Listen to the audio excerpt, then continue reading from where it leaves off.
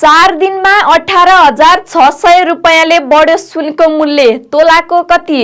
नेपाली बजारमा आज पनि सुनको मूल्य बढेको छ भने चाँदीको मूल्य सामान्य घटेको छ।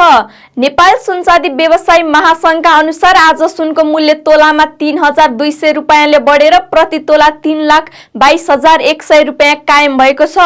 हिजो सुन प्रति तोला 3,19,400 रुपैयाँमा कारोबार भएको थियो।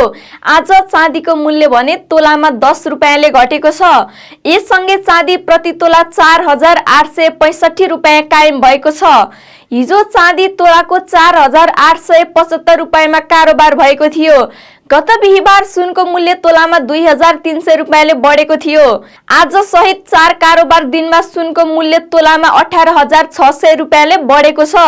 गत माघ 15 गते सुनको मूल्य तोलामा 20,500 रुपैयाँ बढेर 3,31,300 रुपैयाँ पुगेको थियो। नेपाली बजारमा सुनको यो मूल्य हालसम्मकै सबैभन्दा उच्च हो।